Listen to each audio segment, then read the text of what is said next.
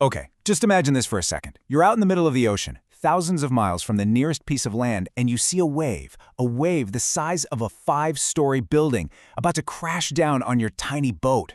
Well, that's not a movie scene. That's the incredible true story we're diving into today. We're Not Afraid to Die, an absolutely mind-blowing account of one family's will to survive against truly impossible odds. This one sentence, spoken by a 6-year-old boy in the middle of a killer storm, is really the heart and soul of this entire story. I mean, think about that. It's a statement that just completely redefines what courage is, and it fuels their entire fight for survival. So to understand how a kid could say something so powerful, we've got to go all the way back to the beginning of their journey. You know, every great adventure, it starts with a dream. And for this one family back in 1976, that dream was, well, it was epic. They wanted to sail around the world, following the exact path of the legendary Captain James Cook. So who are these adventurers? We've got our narrator, a 37-year-old businessman, his wife, Mary, and their 2 young kids, Suzanne, who was 7, and Jonathan, who was 6. And let me tell you, this was not some spontaneous trip. They spent 16 years, honing their seafaring skills for this very moment, all aboard their professionally built boat, the Wavewalker. This was a lifelong ambition, planned down to the last detail. And just to give you an idea of the sheer scale of this whole thing, 105,000 kilometers. To put that in perspective, that is more than 2.5 times around the entire planet. This was a planned 3-year journey that was going to test every single skill they'd spent the last decade and a half perfecting. Now, the first part of the journey from England down the coast of Africa, it went pretty smoothly, but the family knew what was coming. They knew the most dangerous part was ahead. So before heading east from Cape Town, they brought on 2 experienced sailors, Larry Vigil and Herb Siegler, for one very specific reason: to help them face the brutal southern Indian Ocean. And this is where the dream turns into an absolute nightmare.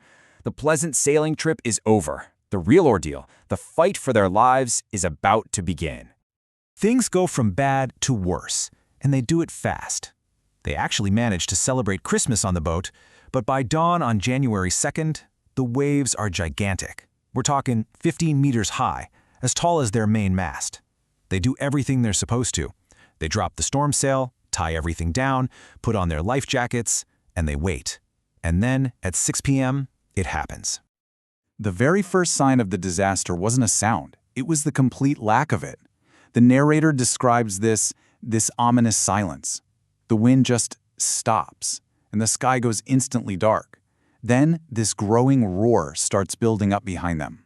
He looks up, and he realizes it's not a cloud, it's a wave. He describes it as perfectly vertical, almost twice as high as all the other massive waves, with this terrifying breaking crest. It's just an impossible, horrifying sight. And then, bam! Impact! A massive explosion of green and white water just smashes over the ship. The narrator's head hits the wheel, and he's literally thrown off the boat, sinking down into the ocean. He actually accepts that he's dying, feeling this strange peace as he starts to lose consciousness. But then, miraculously, his lifeline yanks tight and he gets hurled back onto the ship like a rag doll. Battered, broken, he somehow finds the wheel just as his wife Mary appears, screaming the words they were all dreading. The Wavewalker is destroyed and it is filling up with water, fast. So, with the boat totally wrecked and taking on water in the middle of this insane storm, the fight truly begins. This isn't about their dream anymore. This is about surviving the next minute, the next hour. This is about making it through the longest night. Despite having cracked ribs and a mouthful of blood, the captain just snaps into action. He immediately starts these desperate repairs, finding tools, stretching canvas over the massive holes in the side of the boat, securing hatches. He even remembers a spare electric pump they have and manages to get it running. These frantic moves are the only thing keeping them from sinking right then and there. But it feels like for every one problem they solve, a new one appears. It's just a relentless crisis. The hand pumps get clogged with all the debris floating around. The main electric pump short circuits. They realize their backup pumps and a ton of other essential gear have all been washed overboard. Their mayday calls, their desperate cries for help, are met with total silence. They are completely, terrifyingly alone. And right in the middle of all this chaos, we get this incredible moment from 7-year-old Suzanne. Her head is alarmingly swollen, her eyes are turning black, and she has this deep gash on her arm. When her dad asks her why she didn't say anything sooner, this is her reply. It's just a moment of unbelievable strength and selflessness from a little kid. So, after somehow surviving that initial impact and the first terrible night, they face a new, chilling reality. The boat is barely holding together. Their only shot, their only chance, is to find a tiny island in a completely boundless ocean. This is the final reckoning.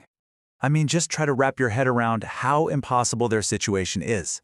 They're looking for a 65-kilometer-wide island, a tiny French science base called Ile Amsterdam, somewhere inside a search area of 150,000 square kilometers. The narrator calls it a pinprick in the vast ocean. Their chances of finding it are, for all intents and purposes, 0.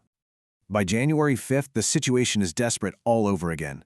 The father feels like he's failed them, and that's when his 6-year-old son Jonathan says this. He can't even find the words to respond, but he leaves that cabin filled with this brand new resolve. He is going to fight the sea with every single thing he has left. This right here is the emotional core, the turning point of the entire story. After making his absolute best guess on his calculations, he tells the crew to steer a certain course, and then he just collapses from exhaustion. He wakes up at 6 p.m., completely certain they've missed their only chance. And in that moment of total, crushing despair, his kids come to him. Not with fear, but with a celebration. They found it. They spotted the island. To them, this bleak piece of volcanic rock looked as big and as beautiful as a battleship. Their survival is, it's nothing short of a miracle. But this story is so much more than just a thrilling adventure tale. It's a really powerful lesson in resilience, in family, and in the human spirit. So to fully get the message, let's unpack some of the key themes and terms that make it so powerful. You see, the author's choice of words here is so crucial. When he talks about honing their seafaring skills, it's not just a casual phrase. It's a direct reminder that those 16 years of preparation were absolutely essential for them to survive. The phrase pinpricks in the vast ocean is this powerful metaphor that puts you right there with them, feeling that sheer hopelessness of their search. And the fact that their mayday calls, that universal signal for help, went unanswered, just hammers home their absolute, terrifying isolation.